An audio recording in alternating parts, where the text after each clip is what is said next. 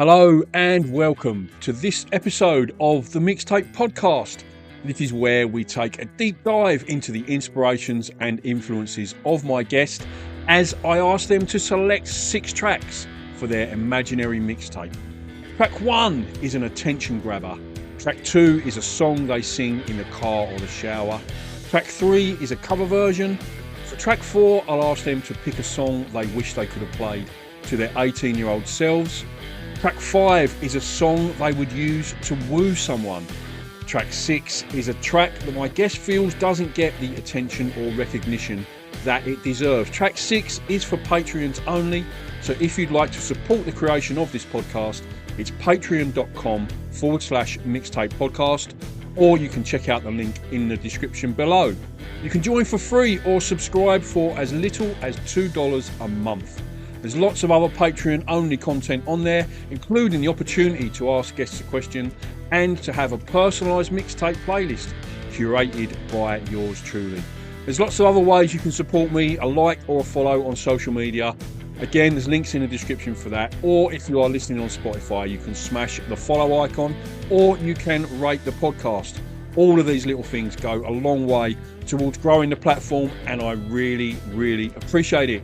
Thanks so much for listening, and I hope you enjoy this episode. Hello and welcome to today's mixtape for KCR 102.5 FM and the mixtapepodcast.com.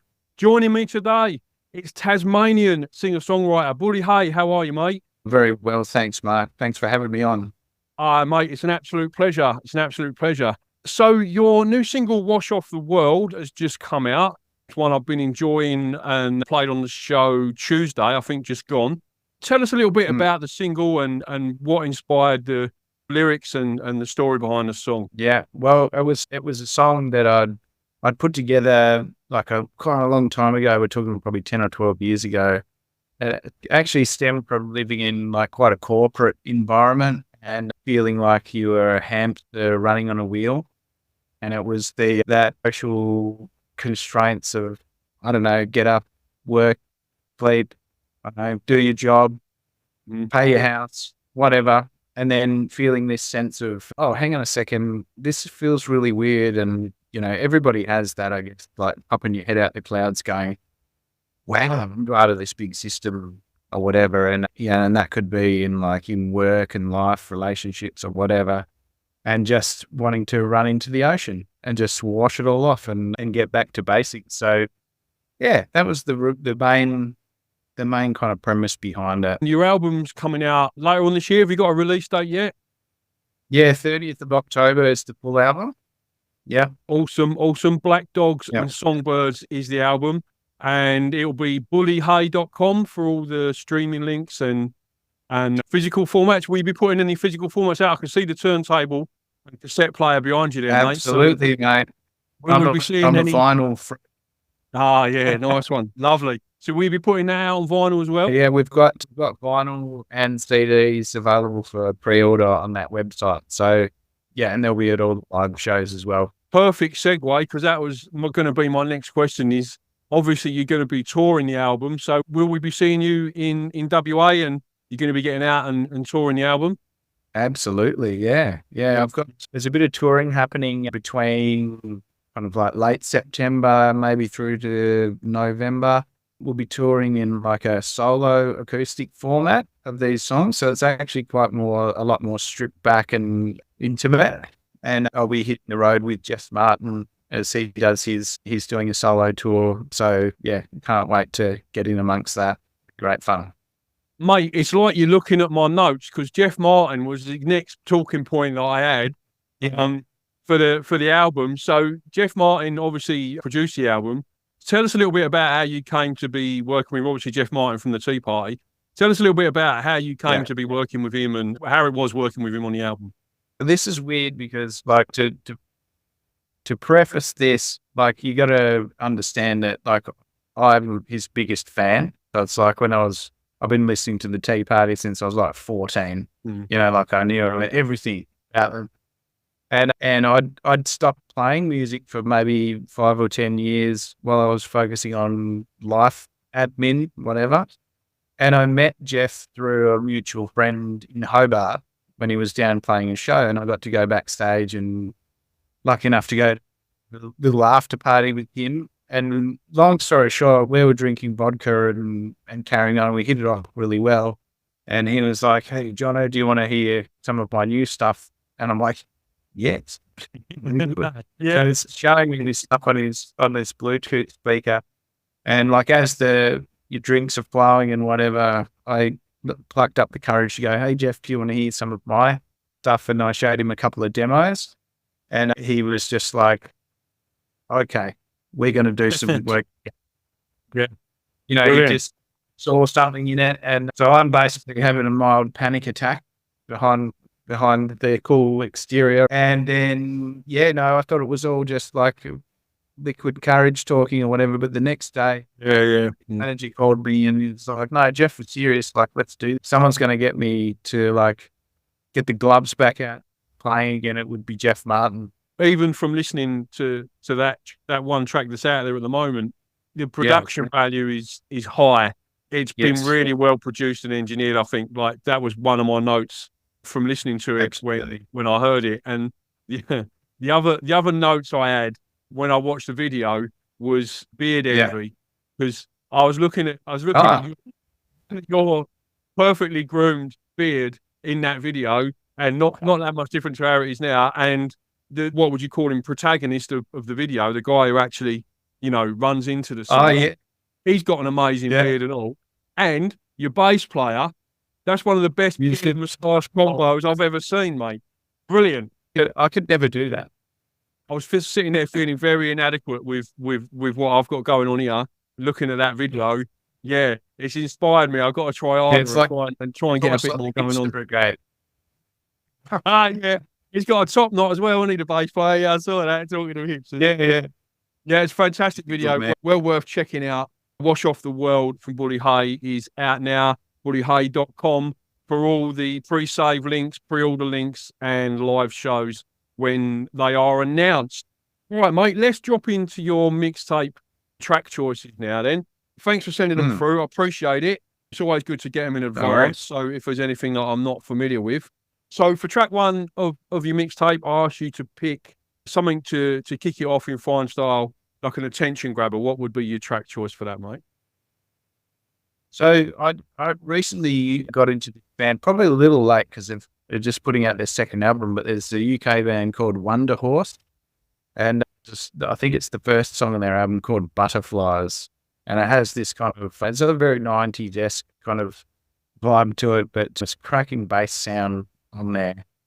And it just punches hard. It's a good one. Yeah. I had my note for that was early Radiohead. Yeah. So that ties in with the 90s sort of sound that you got, not vocally, but certainly guitars. Yeah. Very, very reminiscent of early Radiohead. Yeah. Absolutely loved it. I was not familiar with them. So yeah, that's one of the reasons why I started doing this show and doing it like this format, was because I wanted people to introduce me to new stuff. So I was too lazy to go and find it myself. I just reconnect with, because we're just saturated by so much music. It's really hard to get something that grabs you anymore. Yeah. So when you find one, it's like, yes, I mean, buy the vinyl if you do that. I bought their vinyl when I heard that song. I was like, yes, like support your artist, get into it. Absolutely. And my radio show is sponsored by Midland Records, which is a Perth record store. So yeah, they're always good. And I'm always giving the local stores a shout out on the show, because yeah, they do so much to support local artists as well. They always stock your album. Yeah. Rhubarb Records and Midland Records stock my podcast t-shirts as well. So thanks for that, fellas. Yeah. If you want a podcast t-shirt, get down as well. Yeah, so they're great for supporting the local scene. So yeah, I always like to give them a shout out. Okay, track 2 of your mixtape, mate, and I asked you to pick a song that you sing loud and proud in the car or the shower. What would be your shower or car go-to, mate? Shower and car at the moment.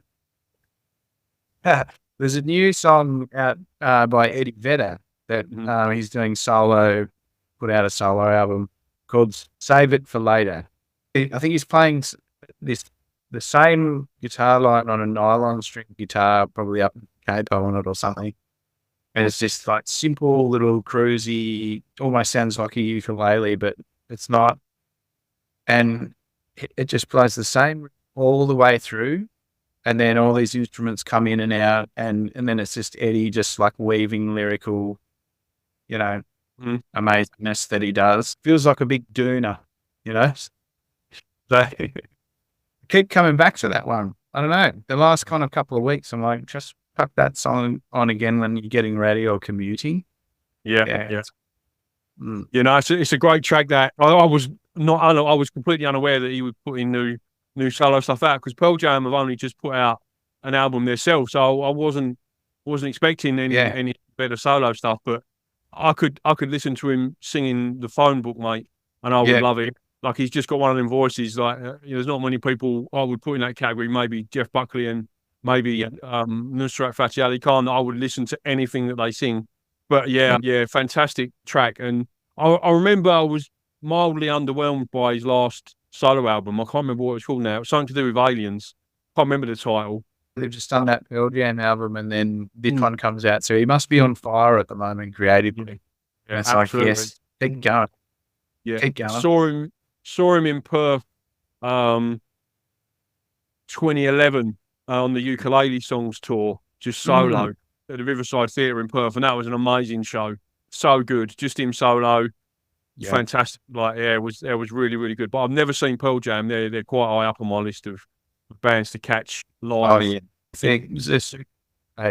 Yeah, it's amazing.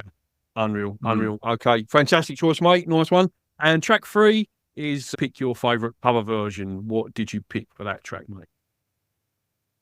So, you know how when you're having a few drinks with your mates and everyone's like sharing the control of Spotify, and they're like, "Oh, listen to this song. Yeah. Have you heard this or whatever?"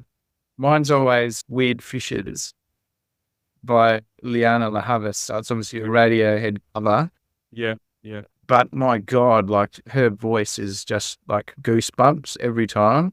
Yeah. I don't know if you've heard that one. I am familiar with it. I just refreshed my memory just before we started chatting there, and like you nailed it there with the vocal. Like, she's got a sweet voice. Got that band, the band's like behind it, just like locked in so tight. Like, they're such good players, and the emotion and everything's just coming through. So you can tell they're all just vibing it.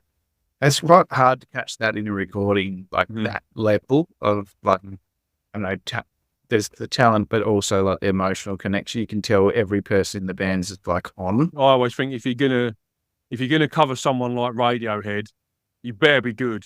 Yeah, you know what I mean? Like, every busker in the world probably done Creep at one time or another. No, I'm not including that one, but if you're gonna cover something like Weird Fishes or Paranoid Android or anything off of OK Computer, even, you really got to bring the goods. And they absolutely do. Yeah, really like that.